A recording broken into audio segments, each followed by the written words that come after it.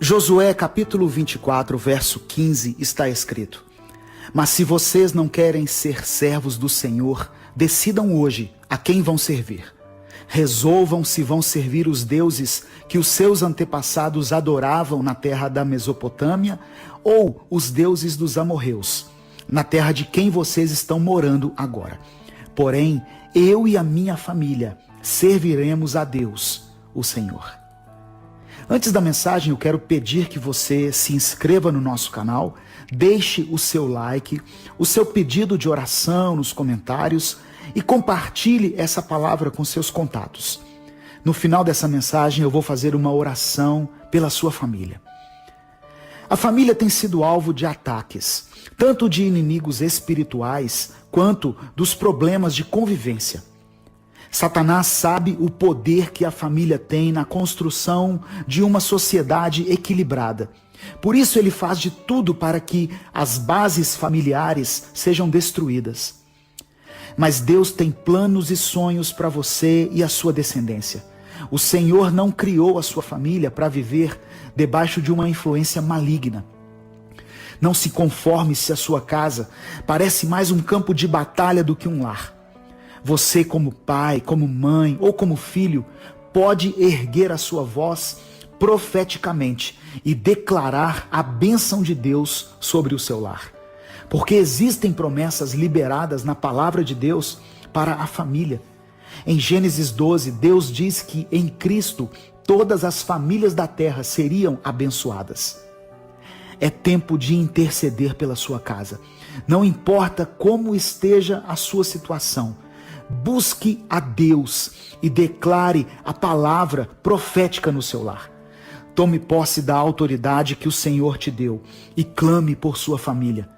Marido e esposa devem unir a sua voz em oração e apresentar cada filho a Deus, consagrando a família e pedindo que a vontade do Senhor se cumpra na vida deles.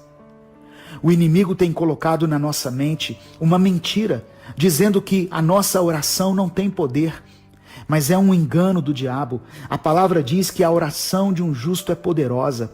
Não se cale, meu irmão. O Senhor vai agir no tempo certo.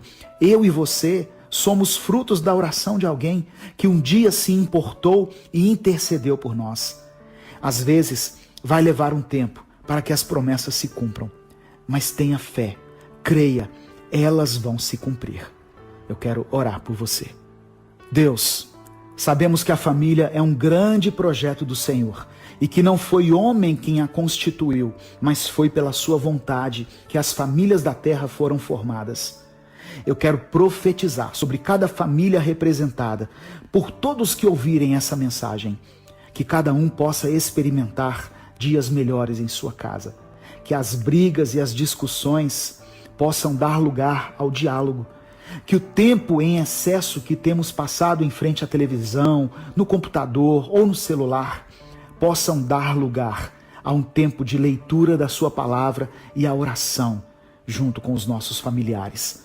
Tira as escamas dos olhos de cada marido e cada esposa, para que possam enxergar pela fé a salvação de cada um de seus filhos e, através da intercessão, transformarem a atmosfera na sua casa. É o que eu te peço em nome de Jesus. Amém. Deus te abençoe. Eu sou o pastor Edivaldo Oliveira e esse foi mais um Minuto com Deus.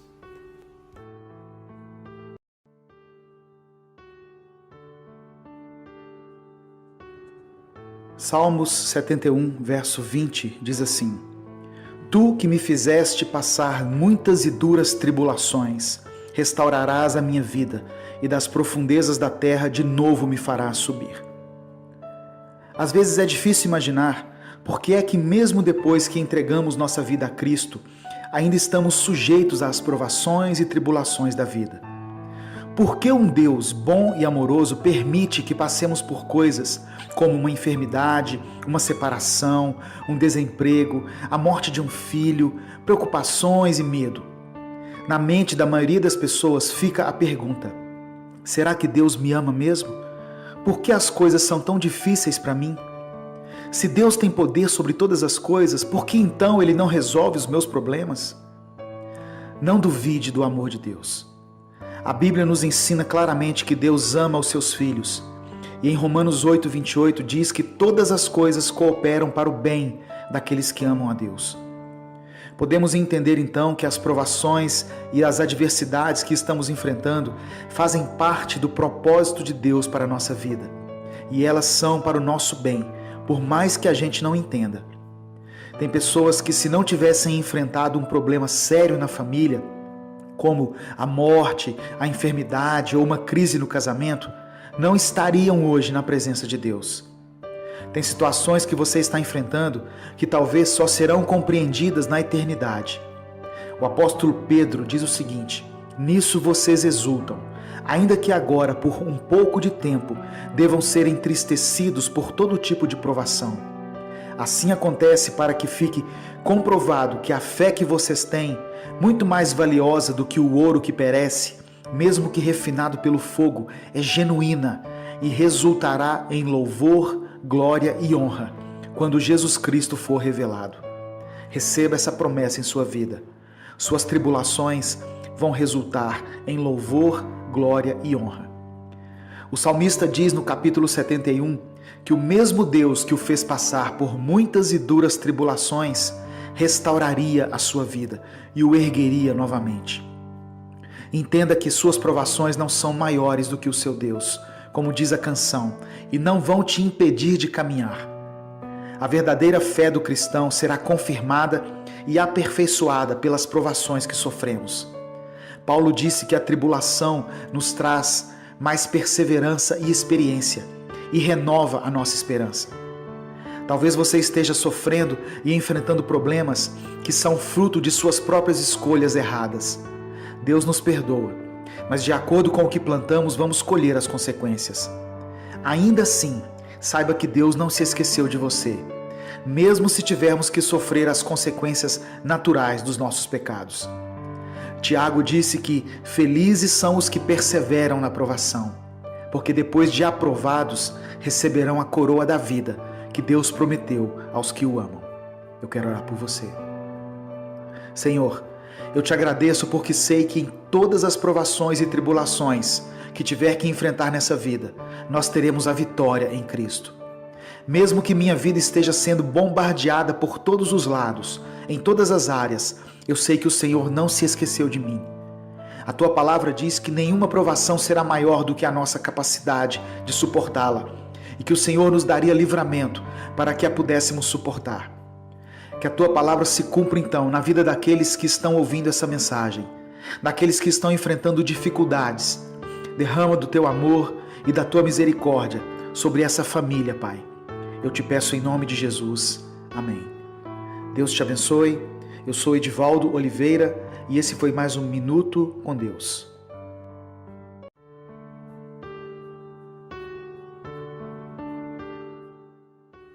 Marcos capítulo 8, verso 25 está escrito: mais uma vez, Jesus colocou as mãos sobre os olhos do homem. Então seus olhos foram abertos e sua vista lhe foi restaurada, e ele via tudo claramente. Os milagres que são descritos nos evangelhos não servem apenas para fortalecer a nossa fé e a nossa confiança em Deus. A partir do conhecimento das Escrituras, quando observamos a vida de Jesus e as coisas maravilhosas que ele operou na vida de tantas pessoas, o nosso coração se aquece e temos a convicção de que servimos a um Deus que pode todas as coisas. Mas ao observarmos cada milagre e seus respectivos detalhes, podemos aprender lições importantes para a nossa vida, de forma geral e principalmente para o nosso relacionamento com Deus. O texto lido diz que em Betsaida trouxeram um cego até Jesus e suplicaram para que ele o curasse. Jesus pegou saliva em suas mãos e curou o cego. Mas embora tivesse sido curado, ele ainda enxergava mal, pois via as pessoas como se fossem árvores. Somente no segundo momento, quando Jesus tocou-lhe novamente, foi que a sua visão foi totalmente curada, e ele pôde enxergar as coisas de forma clara. Aquele foi um milagre diferente, pois foi realizado em 2 etapas. Jesus está mostrando para nós que algumas pessoas serão abençoadas, porém, a restauração na vida de alguém não é algo que segue um padrão. Existem pessoas que foram tocadas por Jesus e foram curadas ou restauradas parcialmente, mas isso não significa que Deus não está agindo na vida delas. Paulo escreveu aos Filipenses que aquele que começou a boa obra em nós vai completá-la até o dia de Cristo Jesus. Não queira que Deus haja na vida das pessoas da mesma maneira como agiu na sua. Cada um receberá de Deus na medida do seu entendimento, na proporção da sua revelação, e serão tocados pelo Senhor de acordo com a sua necessidade. O importante é que Deus nos ama e respeita e considera a nossa individualidade, e que onde abundou o pecado, superabundou a graça. Aquele cego não precisava apenas de cura física. Ele deveria receber também o discernimento espiritual, pois o seu olhar sobre as pessoas estava totalmente errado, contaminado pelas influências ruins do lugar em que ele vivia. Ele estava em um lugar onde era impedido de enxergar a vida com clareza, o que distorcia a sua maneira de pensar e de ver, não somente em relação a si mesmo, mas aos que estavam ao seu redor. Deus curou um cego em Betsaida, que é chamada Casa da Pesca, e ele também pode restaurar a nossa visão. Ainda que ele não faça isso de uma só vez, mas a obra que ele começou, ele vai terminar um dia. Eu quero orar por você. Senhor, a sua palavra nos fortalece e nos traz ânimo e coragem. Queremos ter uma visão correta em relação às pessoas e em relação a nós mesmos. Consagramos a nossa vida a Ti. Faça-nos viver para o louvor da sua glória. Não permita que as coisas deste mundo ofusquem a nossa visão.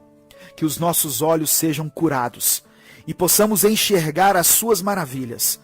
Nós oramos e te agradecemos. Em nome de Jesus. Amém. Compartilhe essa mensagem. Ela pode mudar a vida de alguém. Inscreva-se no canal e torne-se membro caso queira apoiar esse ministério. Deus te abençoe. Eu sou o pastor Edivaldo Oliveira e esse foi mais um Minuto com Deus.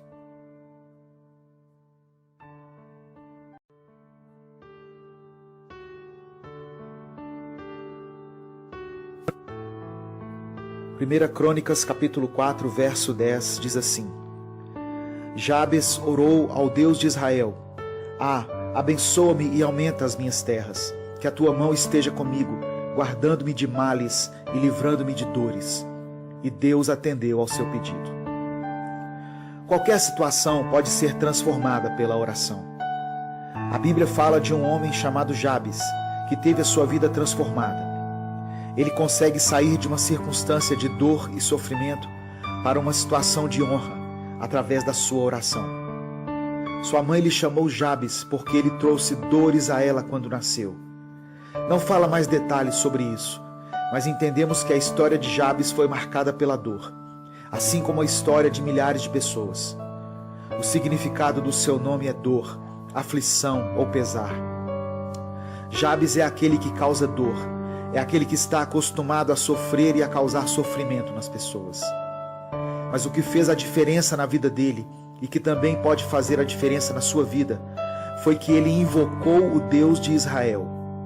Houve um momento em que ele conheceu o poder da oração, e quando se dispôs a orar, tudo começou a mudar em sua vida. Jabes entendeu a importância de buscar a Deus. O resultado dessa busca foi que Jabes se tornou o mais ilustre dos seus irmãos. A sua vida foi transformada de tal maneira que ele deu mais orgulho aos seus pais do que os outros filhos.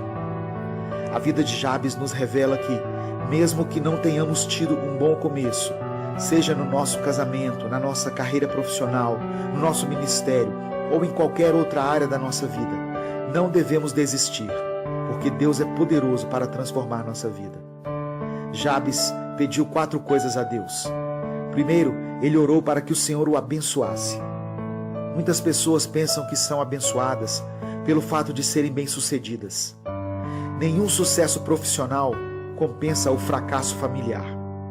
Não adianta ter muitos bens e perder sua família ou a sua paz. Jabes também pediu prosperidade. Prosperidade não significa apenas riqueza financeira. Ser próspero é não sentir falta de nada.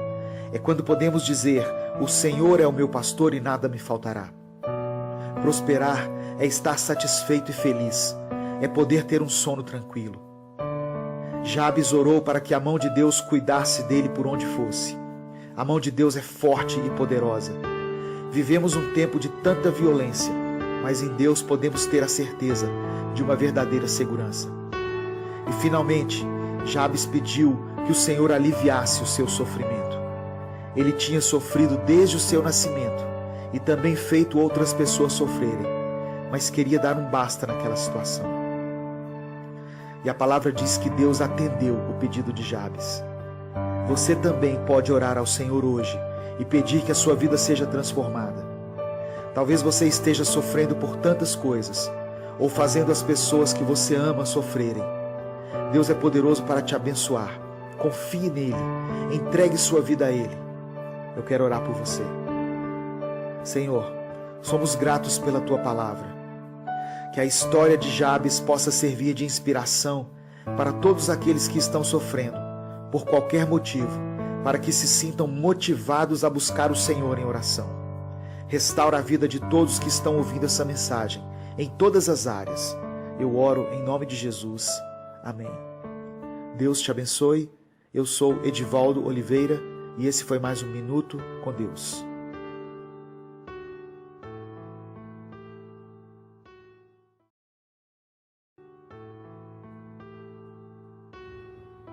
Salmos 37, verso 5 diz assim: agrada-te do Senhor e Ele satisfará os desejos do teu coração. As pessoas passam a vida inteira em busca da felicidade, procurando satisfazer seus desejos e suas carências com aquilo que julgam ser o ideal para suas vidas. Quando não temos a convicção de que Deus é quem cuida de nós e a certeza de que a vontade dele é boa, perfeita e agradável, ficamos indignados, frustrados e vulneráveis aos ataques do diabo, que deseja nos roubar, matar e destruir. Muitas vezes, as adversidades que enfrentamos nessa vida não nos deixam perceber e enxergar algumas coisas que são essenciais.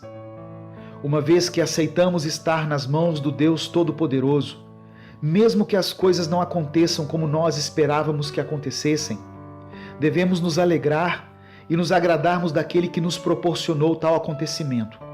Ele sabe o que faz. Todo aquele que crê precisa entender que a sua vida não está jogada ao acaso ou à sorte do mundo. No universo cristão não existe boa sorte. A Bíblia nos relata que todas as coisas cooperam para o bem daqueles que amam a Deus, daqueles que são chamados segundo o seu propósito. Então, agradar-se do Senhor significa ter em nosso coração um sentimento de gratidão e felicidade por todos os acontecimentos e resultados que obtivermos durante a nossa travessia com Ele, mesmo que não sejam os que nós planejávamos ou desejávamos. Se você orou, colocou seus desejos, a sua ansiedade e as suas expectativas nas mãos de Deus, fique certo, meu irmão, minha irmã, de que você se agradará e muito daquilo que só Deus é capaz de fazer e te proporcionar. Primeiro, alegre-se daquilo que o Senhor tem dado e feito por você, sabendo que, por incrível que pareça, é o melhor para a sua vida. E depois, como um Deus maravilhoso e misericordioso que é, Ele mesmo satisfará os desejos do seu coração. Perceba que o salmista diz que não é apenas um, mas muitos dos seus desejos. Ame a Deus, confie nele, alegre-se em seus feitos. Não há prejuízo, porque o que você precisava perder, você já perdeu, a sua condenação. Eu quero orar por você. Senhor, que através dessa mensagem, as pessoas possam enxergar que a sua vontade, o seu olhar e os seus feitos em qualquer área da nossa vida é o que há de excelente para nós. Não sabemos o que queremos quando pedimos em oração, assim como diz na sua palavra, há caminhos que ao ser humano parecem ser as melhores opções de vida, mas ao final conduzem à morte. Então, Pai querido, ensina-nos a ficar satisfeitos com todos os seus feitos e agradecer por algumas orações em que tivemos de aceitar o seu não, pois certamente esse não que recebemos é o nosso livramento, bem como a nossa certeza de vida plena. Eu oro em nome de Jesus. Amém. Curta e compartilhe essa mensagem. Deixe seu pedido de oração nos comentários. Eu sou Edivaldo Oliveira e esse foi mais um Minuto com Deus.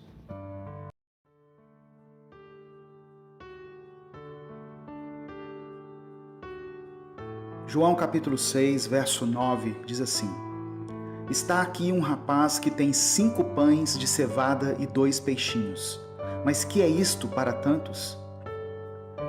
Mesmo que tenhamos pouco para oferecer, quando nos dispomos para Deus, Ele opera o milagre da multiplicação, e assim podemos ser bênção na vida de muitas pessoas. Jesus estava diante de uma multidão faminta. A princípio, os discípulos pensaram em uma solução natural. Eles disseram: não temos dinheiro suficiente para alimentar a multidão. Muitas vezes Deus vai colocar a nossa fé à prova. Me chama a atenção aquele rapaz, que mesmo sem ter o bastante, ofereceu tudo o que tinha. Ele nos ensina um princípio muito importante. Não tenha medo de ofertar aquilo que Deus te pede. A Bíblia diz que eram 5.000 homens, fora as mulheres e crianças, e Jesus fez um milagre e alimentou todos eles. Certamente haviam muitas pessoas ali que tinham algum alimento consigo, mas preferiram se esconder. A fé e a disposição daquele rapaz foram surpreendentes. Quantas pessoas que têm tanto para dar, seja em recursos financeiros ou em talentos e dons, mas estão paradas, sem fazer nada? E quantos que têm pouco, mas entregaram esse pouco que têm nas mãos de Deus? Outra coisa que nos chama a atenção é que quando Jesus pega aquele alimento, a palavra diz que ele agradeceu a Deus antes de o repartir entre os discípulos. Esse é mais um dos princípios da multiplicação. Seja grato ao Senhor por aquilo que Ele tem te dado. Talvez as coisas não estejam saindo como você havia planejado. A crise que se instalou no país fez com que muitas pessoas reaprendessem a viver com pouco, mas mesmo assim, agradeça a Deus. Se não tem te faltado o alimento à sua mesa, agradeça ao Senhor. Se você está empregado, mesmo que não seja o emprego dos seus sonhos, louve a Deus pelo seu trabalho. A palavra diz que se formos fiéis no pouco, Deus nos colocará sobre o muito. E a terceira coisa que vale ressaltar nessa passagem é que o alimento que sobrou foi todo recolhido para que, segundo as palavras de Jesus, nada se perdesse. É incrível como nos tornamos uma geração que descarta as coisas tão facilmente. Eu quero te dizer uma coisa: se o seu guarda-roupas não está mais cabendo nenhuma peça, é sinal de que está na hora de você doar para alguém. Se Deus tem abençoado tanto a sua vida, quem sabe é para que você seja um canal de bênção na vida de outras pessoas. Quantas pessoas necessitadas ao seu redor e você não se importa? As multidões continuam famintas, seja do alimento físico ou do alimento espiritual, e Jesus continua esperando que alguém como aquele jovem se disponha e não tenha medo de entregar o pouco que tem. Eu quero orar por você. Senhor, somos gratos porque de alguma maneira o Senhor tem suprido todas as nossas necessidades. Use a nossa vida como um canal de bênçãos para que outras pessoas também sejam beneficiadas pela porção que o Senhor tem nos dado. Eu te peço que o Senhor supra a mesa da viúva, do órfão e do missionário. Não deixe que o egoísmo e a ganância sufoquem o sentimento de compaixão que o Espírito Santo colocar em nosso coração. Eu oro em nome de Jesus. Amém. Faça sua inscrição no canal do YouTube e curta a página Minuto com Deus no Facebook. Deus te abençoe. Eu sou Edivaldo Oliveira e esse foi mais um Minuto com Deus.